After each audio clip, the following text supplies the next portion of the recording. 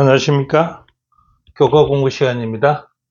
2025년 제2기 공부가 되겠습니다. 오늘은요, 문답식으로 풀어보는 교과 공부 제1과 장시기의 기초라는 제목으로서 함께 공부를 해보겠습니다. 네, 장시기 기초. 자, 요한계시록이나요, 기타 성경 예언 해석에 기초를 둘 것은 어디냐? 어디부터 시작해야 될까요? 자, 그것은 성경의 뿌리가 되는요, 창세기가 기초가 된다라고 얘기하고 있습니다.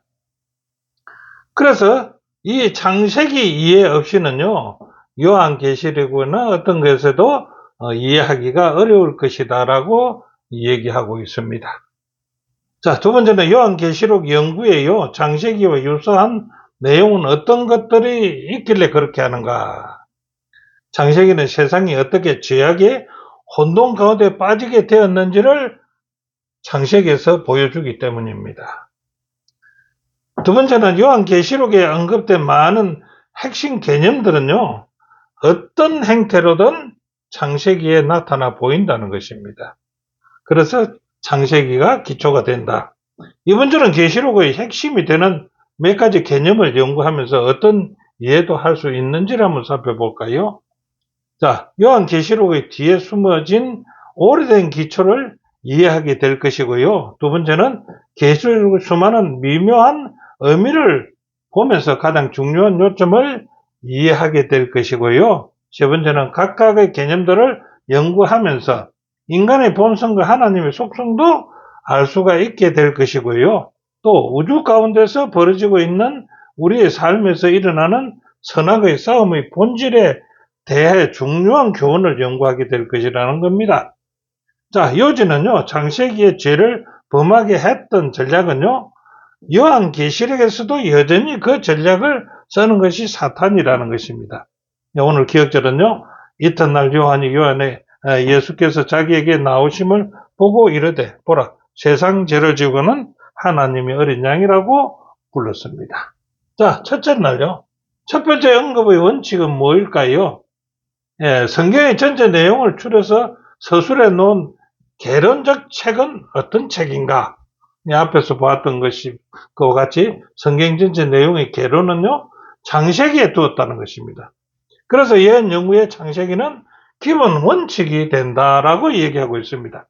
두 번째요, 성경에서 어떤 개념이나 상징이 창세기에서 언급되면요, 그 개념에 대한 기본적인 이해를 형성하고 이후에 이 개념이 어떻게 사용되는지를 이해하는 데 도움이 되어야 된다. 자, 성경학자들은 이것을 갖다 첫 번째 언급의 법칙이라고 얘기한다는 것입니다. 그러나 이거는 법칙보다는 원칙이라는 뜻이 적절하다라고 얘기하고 있습니다. 자, 일반적인 성경 연구와 성경 예언 모두에서요, 나타나는 원칙은요, 하나님께서 기본적인 개념에서 시작해서 시간이 지나면서 점진적으로 그 개념들을 확장시켜 나가는 것이 우리의 예언 연구에다 기초를 둔다. 이 성경에서 예언을 바르게 연구하는데 기초가 되는 어떤 원칙이 있을 텐데 그 원칙이 어떤 게 채워져 있는가 한번 볼까요? 예, 이사야 40장 8절은요, 푸른 마르고 꽃은 시드나 우리 하나님의 말씀은 영원히 서르다. 이 영원하기 때문에 우리의 그 예언 연구의 기초가 원칙이 된다는 것입니다. 그 다음에 말라기 3장 6절 나 여호와는 변력지 아니하신다. 이게 변력지 아니하기 때문에 우리는 성경의 그 연구의 원칙이 된다는 것입니다. 세 번째는 히브리 13장 8절 예수 그리스도는 어제나 오늘나 영원토록 동일하시기 때문에 우리는 성경 연구의 원칙을 삼는다는 것입니다. 자, 하나님께서 세우시는 진리는 어떠해요? 변함이 없다는 것이 원칙이라는 것입니다. 자, 하나님이 당신의 백성에게 성경의 진리를 가르치는 방법은 어떻게 하는가? 하나님이 당신의 백성에게요, 진리를 가르친다고 얘기합니다. 근데 그 동일한 성경 원리나 주체를 반복해서, 그 진리를 반복해서 가르치신다고 얘기하고 있습니다. 세 번째는요, 반복 교육에도요, 그 의미는요, 바뀌지 않는다는 것입니다. 바뀌면 안 되겠죠. 오히려 그 의미에 더 많은 빛이 비추어진다라고 합니다. 이것은 예언서를 연구하는 데 큰 의미가 있으며 예언을 연구할 때는 많은 핵심 개념이 처음 설명되어 있는 창세기를 잘 이해한 다음에 그 이해의 기초를 토대로 해서 성경 전체를 연구해 나가는 것이 매우 적절하다라고 저자는 얘기하고 있습니다. 자, 교훈은요, 성경이 어떤 개념을 말할 때 기본 개념을 말한 후에 그것을 점차 확대하여 설명하는 양상이 나타난다는 것입니다. 이 과정을 통해서 우리는 더 많은 빛을 발견할 수가 있다라고 얘기합니다. 자, 둘째는 하나님의 사랑을 아는 것이에요. 예, 성경 연구에서 하나님의 사랑을 알아야 되나? 예언을 이해하는 중요한 열쇠는요, 바로 어디에 있느냐? 하나님의 사랑이 본질에 있다는 것입니다. 우리는 이것을 이해할 수가 있어야 된다는 것입니다. 자, 성경 예언을 이해하는 데 가장 중요한 열쇠는 하나님의 본질을 이해하는 것이다. 하나님은 사랑이시라고 했지요. 그 사랑의 본질을 이해하는 것이다. 예언 연구에 대해서. 두 번째는요, 죄의 본성을 물려받은 우리의 이기심과 교만에 여찬 인식이 하나님 사랑을 알 수가 있나라는 것입니다. 그래서 연구에서 하나님 사랑을 알아야 된다. 죄 많은 인간에 의해서 가장 왜곡된 것은 하나님의 사랑이라는 것입니다. 자, 네 번째는요, 우리는요, 하나님의 관점이 아닌 우리의 제한된 관점에서 하나님의 사랑을 바라보는데 그것은 잘못된 것이다. 대전도 678페이지는 가장 작은 원자로부터 가장 큰 세계에 이르기까지 만물은 생물계와 무생물계를 막론하고 조금 더 흠이 없는 아름다움과 완전한 기쁨으로 하나님의 사랑이시라고 선포한다는 것입니다. 자, 성경은요, 하나님의 사랑의 본질에 대해서 우리에게 비유로 가르쳐 준 사건이 있는데 그게 어떤 사건일까요? 자, 창세기 22장 2절에 이렇게 합니다. 아브라함에게 여호와께서 가라사대 내 아들 내 사랑하는 독자 이삭을 데리고 모리아 땅으로 가서 네가 내게 지시하는 한 산에 거기서 그를 번제로 드려. 누구를요? 독자 이삭을 번제로 드리라고 했습니다. 자, 어떻게 얻은 아들인데 그걸 이삭을 번제로 드려야 됩니까? 자, 이것이 하나님의 사랑과 비교해지는데 이것이 뭐냐? 그래서 마태복음 3장 17절에 하나님도 이렇게 하신다는 거죠.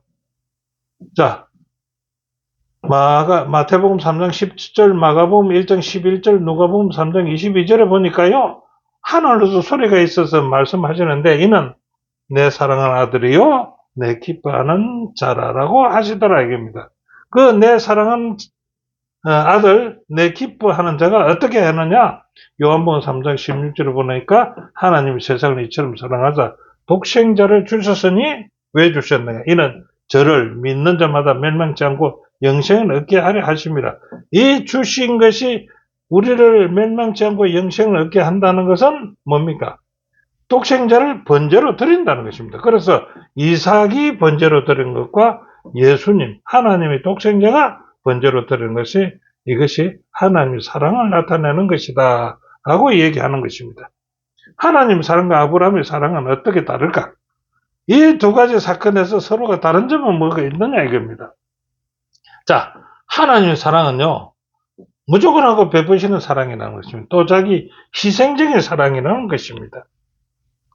아브라함의 사랑은요, 아브라함은 어떤 사랑입니까? 하나님을 향한 믿음의 사랑에 믿어서 사랑하는 사람이라는 것입니다. 그래서 아들을 제물로 드릴 믿음이 있었다. 아브라함은요, 인류를 향한 하나님의 사랑을 미리 보여주는 예고였습니다. 그분은 독생자도 아끼지 아니 하실 만큼 우리를 사랑하고 계셨다는 것을 우리는 여기서 볼 수가 있습니다. 자, 교훈에는요, 예언을 이해하는 중요한 열쇠는요, 사랑의 본질을 이해하는 것이다 라고 했습니다. 예언을 이해한다면 사랑의 본질을 이해해야만이 예언을 이해할 수 있다. 하나님의 사랑은요, 자기 희생의 사랑이며 그것을 밝히는 것이 예언과 대쟁투의 핵심이라는 것입니다. 자, 셋째 날은요, 이삭의 질문입니다. 이삭이 뭐라고 질문합니까? 자, 아브라함하고 이삭하고 같이 이제 모래 산을 올라갑니다. 아버지 뭐 이렇게 묻습니다. 아버지, 재물을 들어 어린 양은 어디 있습니까? 하는 이 제목입니다. 가슴 아픈 얘기죠. 예, 구약에서 어린 양이 어떻게 상징으로 쓰이며 또 이삭의 질문에 대한 답은 어떻게 이루어지는지 한번 볼까요? 창세기 22장 7절 8절 이삭이 그의 희생 제물로 드려질 뻔했던 이삭과 상징적인 양에 대해서 알아본다는 것이죠. 출애굽기 12장 3절 13절에는 3절부터 13절에는 이스라엘 백성들을 어떻게 했습니까? 출애굽 사건 때에 유월절 양을 잡는 그 어린 양이 상징으로 나타나는 것입니다. 출애굽 사건에서요. 그리고 에스겔 45장 15절을 보면 이스라엘의 속죄 제물로 어린 양을 드리는 것을 우리는 봅니다. 그래서 이것은 백성의 속죄 제물로 삼는 어린 양. 자, 구약 성경의 나머지 38권도 더 구체적이고 점진적으로 이삭의 질문에 답을 하고 있습니다. 그래서 우리는 찾아볼 수 있다는 것입니다. 그렇죠? 자, 구약 성경에서 어린 양에 대한 첫 번째 언급은요, 이삭의 어린 양은 어디 있나이까? 라고 질문하는 것입니다. 그 질문에 이어서 그 답을 찾아가는 과정은요, 유월절 의식에 이어지는 어린 양. 그 다음에 이어 각종 의식 제사에서 이어지는 이삭의 질문에 대한 대답. 수많은 메시아 예언으로 이어지는 이삭에 대한 대답. 이라고 볼 수가 있습니다. 자, 신약 성경에는요, 이삭의 질문이 어린 양이 어떻게 표현되며 어떻게 이어지는가 한번 볼까요? 요한복음 1장 29절은 요한은 예수님을 가리켜서 뭐라고 합니까? 보라, 세상죄를 지고 가는 하나님의 어린 양이라대. 자, 이삭의 질문은 이삭은 어린 양이 어디 있나이까? 라고 물었는데 요한은 어떻게 말합니까? 세상죄를 지고 가는 어린 양이다. 마태복음 3장 17절에는 이는요, 내 사랑하는 아들이요, 내 기뻐하는 자라 했지요. 자, 여기서는요, 예수님께서 육신을 입고 나타나셔서 당신의 백성들 가운데서 사역하셨지요. 그러고 드디어서 십자가에서 목숨을 희생하심으로써 목숨을 바친 것입니다. 이삭의 질문에 대한 답입니다. 어린 양은 어디 있습니까? 예, 목숨을 희생 제물로 바치는 어린 양, 예수님을 얘기합니다. 어린 양으로 상징된 그 어린 양은 지금은 어디 있을까요? 여기 상징된 이 어린 양은 지금은 어디 있을까요?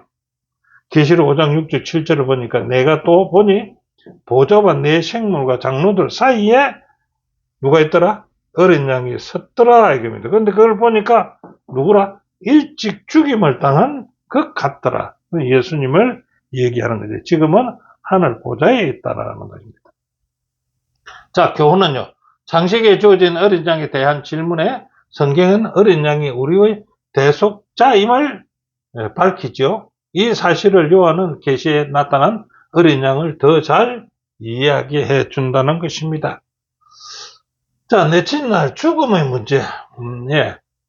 어떤 사람이든지 두려워하는 죽음에 대한 일반적인 생각과 성경이 말하는 죽음의 차이점이 어떠한가 한번 볼까요? 자, 우리 보통 일반인, 그리스도를 믿지 않는 일반인들은 죽음을 어떻게 봅니까? 죽음은 인간에게 이르는 삶의 일부라고 생각합니다. 그래서 당연한 순리로서 운명으로 받아들여야 된다라고 얘기합니다. 그런데 성경은 그게 아니죠. 창세기 2장 17절에 뭐라고 합니까? 죽음은 생명이신 창조에게서 단절된 대가가 죽음이라고 얘기합니다. 창세기 2장 17절 뭐라고 합니까? 선악을 알게 나무의 실과는 먹지 말라. 내가 먹는 날에는 정령 죽으리라. 먹지 않으면 죽지 않은 얘기죠. 이게 대한 창조주의 우주와 따먹고 단절된 대가가 죽음이라는 것입니다. 죽음은 우주의 유일한 생명의 근원인 창조주로부터 단절된 대가다라고 여기에 기록하고 있습니다. 자, 성경은 가장 두려운 죽음이 인간에게 이르게 된 이유를 어떻게 기록하고 있는가? 그 이유는 창세기 2장 17절 방금 읽었던 성경적 선악을 알게 나무의 실과는 먹지 말라. 네가 먹는 날에는 정령 죽으리라고 얘기하고 있습니다. 그 죽음이 인간에게 이르러 온 것은 이것을 실행한 것이 죽음이었다 이제. 창세기 4장 8절 그들이 들에 있을 때 가인이 그 아우 아벨을 쳐 죽이니라. 이 최초의 죽음의 현실이 나타난 겁니다. 아담 하와는 선악과를 따먹었지만 죽지 않았습니다. 그때까지는. 뒤에 죽었지요. 그러나 첫 인간의 죽음은요, 가인과 아벨에 대한 아벨의 죽음을 얘기하는 것입니다. 고린도서 15장 15절부터 19절은 예수님 부활은요, 죽을 우리의 부활을 확정하는 것이 의 성경절이다 이겁니다. 예수님의 부활은요, 죽을 우리의 부활을 하니까 희망이지요. 계시록 1장 18절 볼지어다 이제 세세도록 살아있어 사망과 음부의 열쇠를 가졌는데 누굽니까? 죽음을 해결할 책은 오직 예수님과 그분의 죽음과 부활에서만 찾을 수가 있다는 것입니다. 그의 성경에 나타난 죽음에 대한 첫 번째 언급과 그 첫 번째 사건은 죄의 문제에서 이해되어야 한다라고 말하고 있습니다. 자, 그 죄에 빠진 인류가 당면한 죽음과 그 해결책을 위해 무엇을 해야 하나요? 예, 사람들은 종종요, 죽음도 삶의 일부일 뿐이라고 말하지만 그것은 거짓말이라고 얘기합니다. 두 번째, 죽음은요, 삶의 반대입니다. 삶을 파괴하기에 이 죽음의 해결을 위한 연구가 필요하지요. 중요합니다. 예, 죽음은 우주의 유일한 생명의 근원이신 창조주로부터 단절된 우리가 지불해야 하는 행벌, 죄의 싹이라는 것입니다. 따라서 예수님께서 왜 사망과 음부, 무덤의 열쇠를 가지고 계신지 예언을 연구함으로 우리는 이 해결책의 길을 볼 수가 있을 것입니다. 자, 교훈은요, 죽음은 당연한 순리가 아니라는 것입니다. 생명이신 창조주에게서 단절된 고통스러운 대가이지요. 그래서 죄에 빠진 인류가 당면한 죽음과 그 해결책은 예언의 중요한 초점이 된다라고 얘기하고 있습니다. 자, 다섯째 날은요, 뱀이 얘기입니다. 자, 하나님께 대한 경배를 뱀은 거짓 예배로 이끈 죽음입니다.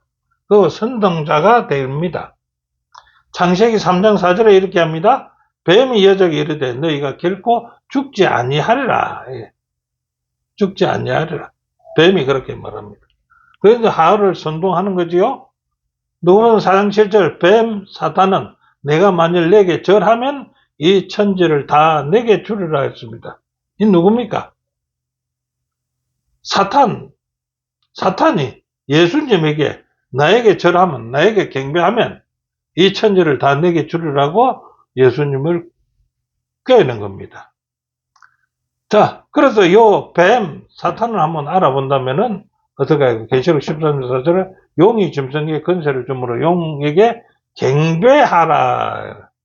그리고 짐승에게 경배하여 가로되 누가 이 짐승과 같으냐? 누가 능히 이로 더불어 싸우겠느냐? 그를 경배하라. 이렇게 얘기합니다. 근데요, 교과에서는 1번 있는 이 문제, 뱀이 여자에게 이르다는 이 에덴에 들어와서요, 아담과 하와를 깨웠지 않습니까? 그 유혹한 뱀은요, 계시록 20장에서 그가 어떤 놈인지 하고 찾아보니까 용을 잡으니 곧 옛 뱀이요, 마귀요, 사탄이다라고 얘기합니다. 그게 뱀입니다. 자, 성경에서는요, 사탄이 온 세상을 잘못된 길로 이끄는 두 가지 기록이 있는데요. 그 기록을 한번 살펴볼까요? 그 첫째가 창세기에 나타나는 것입니다. 창세기에 나타난 오직 그 에덴 동산에 두 사람은 존재했는데 그때 뱀이 여자를 꾀입니다. 어떻게 해요? 결코 죽지 아니라는 거짓말로서 뱀이 하와를 깨는 것입니다. 자, 그럼 두 가지 기록이 생긴 이 첫째 기록하고 두 번째 기록은 계시록 12장과 14장에 3장에 나오는데 거기는 사탄이 온 천하를 깨는 거예요. 여기는 두 사람만 깼는데 여기는 온천하를 깨는 자.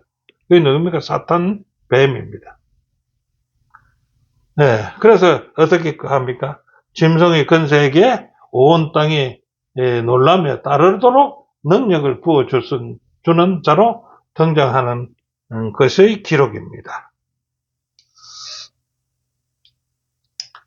성경으로 보면 선악간의 대쟁투에서 변하지 않는 주체가 있는데 그건 어떤 것들이 있는가 한번 살펴봅시다. 대쟁투가 아무리 선악간의 대쟁투가 심하더라 해도 변하지 않는 주체가 있는 겁니다. 그 첫째가 하나님의 성품과 말씀은 변하지 않는다는 것입니다. 두 번째요, 마귀의 욕망도 변하지 않는다는 것입니다. 세 번째는요, 대쟁투의 본질도 변하지 않는다는 것입니다. 네 번째는 성경 예언에 기록된 분명한 본문도 변하지 않는다는 것입니다. 자, 하나님은 항상 하나님이시고요, 마귀도 항상 마귀입니다. 사탄은 수천 년 동안요, 수천 가지 전략을 이어서 사람을 깨고 왔지만은 그 계시록에 그려진 예언의 각본을요, 종합해 보면 사탄은 에덴에서 사용했던 그 전략을 결코 벗어나지 못한다는 것입니다. 하나님 우리에게 지혜와 분별력을 약속하셨으니까 우리가 성경 말씀의 확신으로 무장한다면은 마귀의 게임에 속지 아니하고 이길 수 있다라고 얘기합니다. 자, 교훈은요, 사탄은 여러 모습으로 시험하지만은요, 역사, 예언을 종합해 보면 에덴에서 사용한 전략에서 벗어나지 못한다는 것입니다.